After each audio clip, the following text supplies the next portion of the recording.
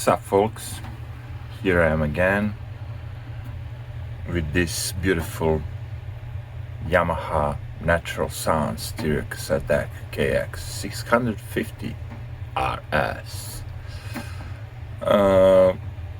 It's in great physical condition, and recently I replaced one belt, but I didn't have the other one. We have two, so I ordered some. I'm hoping that that's gonna be the one that it's needed. Right now we have one belt that is kind of working, but it's not original.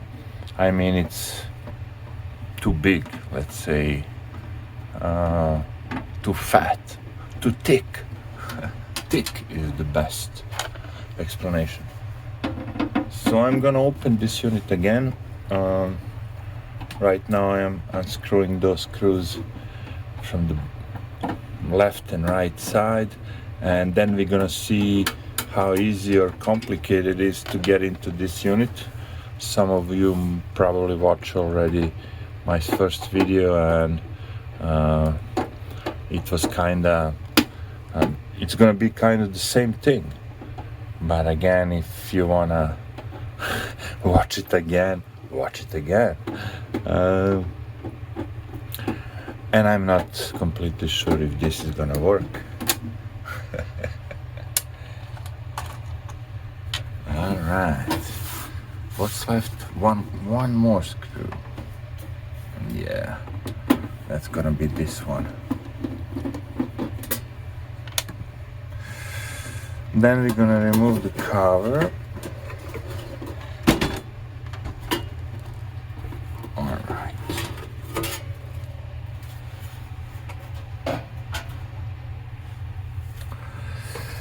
And as last time, we have 4 screws. 1, 2, 3, 4 here. We got a bunch of them here. 1, 2, 3, 4. And then we can slightly remove the front plate and try to remove cassette deck mechanism, and then you'll see it's not that complicated. This belt is not that complicated. The small belt is not that complicated. And I forgot, this one is for fast forward and rewind. So yeah, we are getting there. As you can see, the unit is really neat. Yamaha at this stage was master of making the not so expensive but very good cassette decks. I mean, it looks very good. What's interesting is this kind of, let's say, not white board, circuit board, but some kind of almost yellowish. So we got this front plate kinda removed. We don't need it to be removed all over. Maybe I should do this first, but again, I can do it right now. We don't need cassette door right now.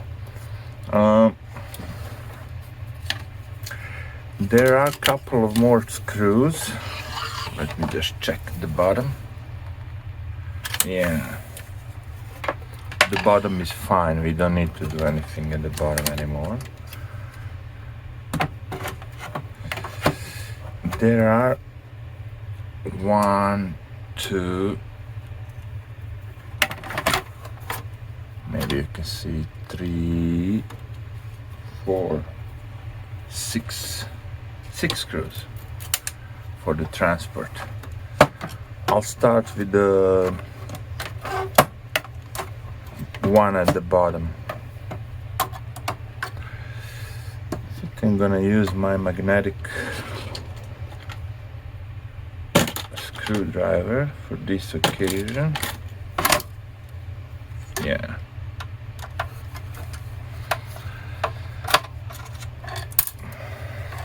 Don't lose the screw. And then when we get the transfer out, I mean, I could already do the job, but I want the transfer out so you can see it again. Who cares?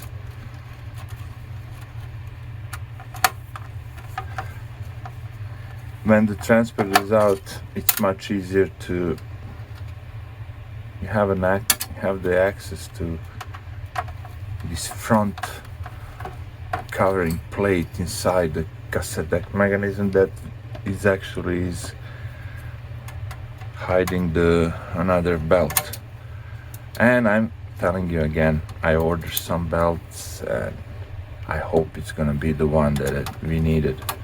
Otherwise, all this is for nothing. Which happens. Watch out for this grounding wire.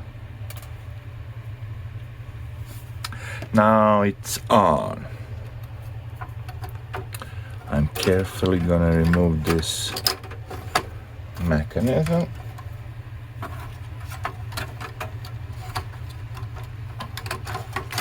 It's getting there. Slowly, but yeah. And since I don't need to work on anything inside, I'm just gonna do it from here. I'm just gonna try to secure it a little bit better. I don't want to unhook any of the cables, but again, I'm gonna secure it a little bit better. So yeah, what we need to do is there are two like notches here, and this plate is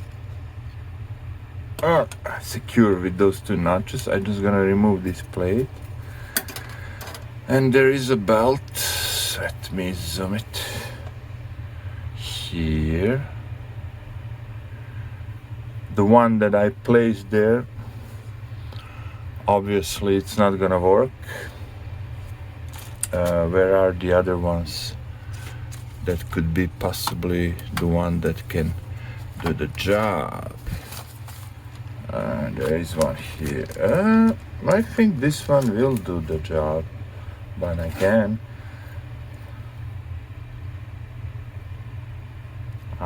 this one will do the job. I'm gonna show you what I ordered and what I got. Is SCX 2.6 square belt. It's really tiny.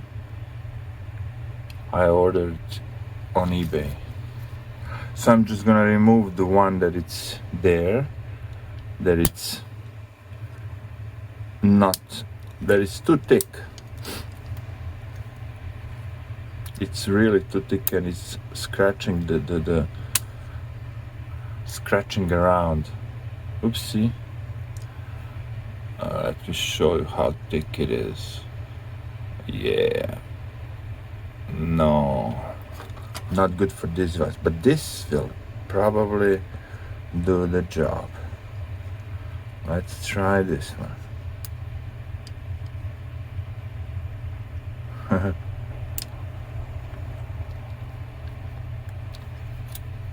No. Hold on. It's not there yet. Okay. Now let's hook it on the other side.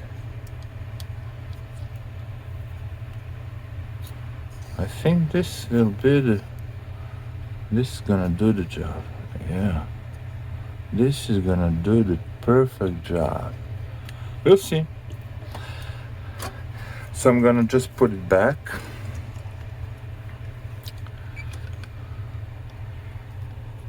And try not to ruin anything. Zap, zap, zap.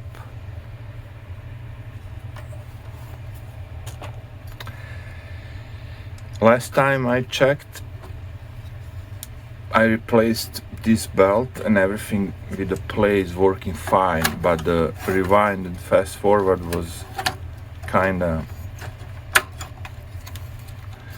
not doing a good job. Now we're gonna check after this intervention, is it any better? Is it gonna be any better?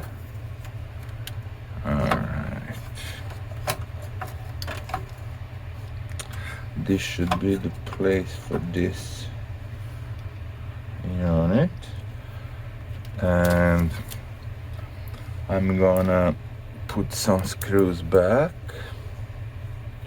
Which one I used? Hold on a second. 4, no, this is gonna be the one, yeah. Let's go with this one first.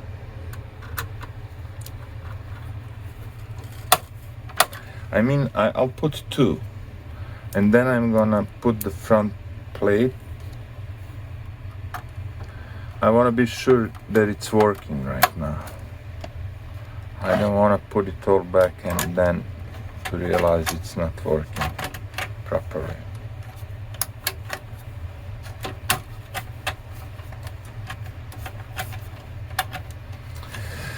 Let's see.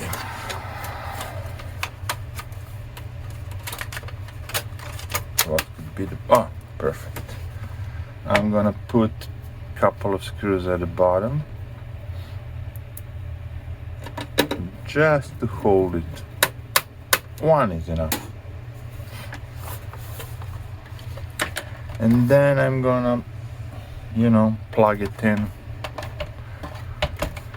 and see what kind of thing we'll do now. Is it gonna do all the things so we can test it more, or nothing? Let's find the tape. Let's find the tape. Do we have some tape? Do we have some tape here? What is this? Yeah, why not? So what I'm interested in first is fast forward, works, rewind, works, playback. Yeah, like a charm.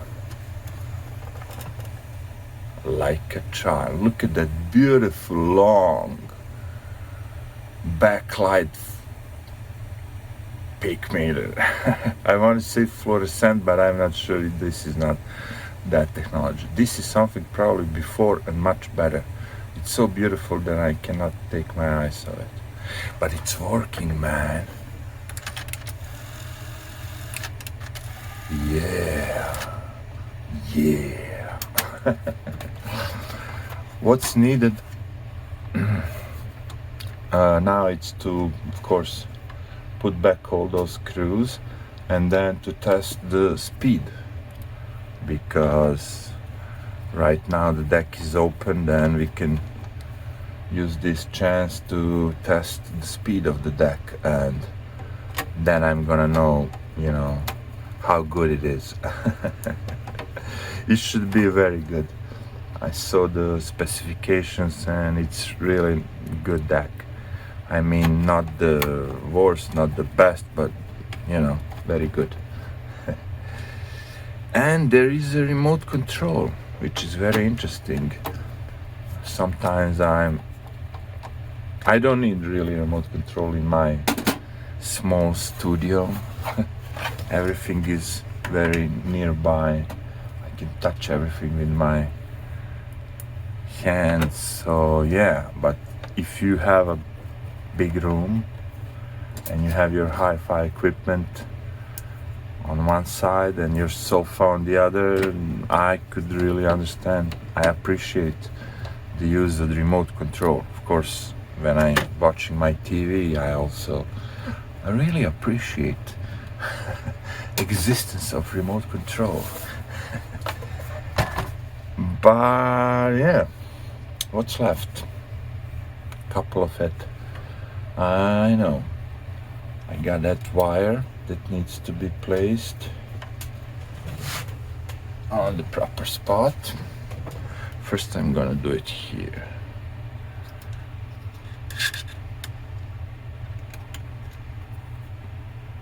This should be one very easy and successful repair video. Basically it was not a repair, it was just replacing the belt that was not appropriate. So the first one would be more like a repair video, but who cares? Some of you would actually maybe repair something watching this video. Or you will get some ideas how it goes. Oh, look at this one. Doesn't want to cooperate. It's really like a wrong position. Ah, no, it's good. Now it's good.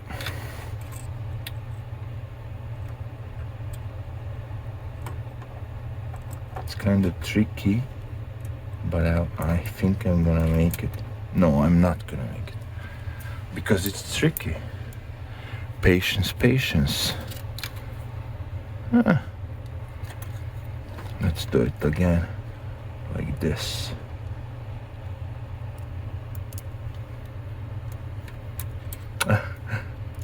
The most time that I'm spending is in my life screwing and unscrewing stuff.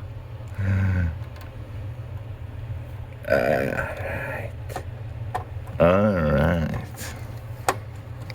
There it goes. And that's the time that I'm basically using to, relax.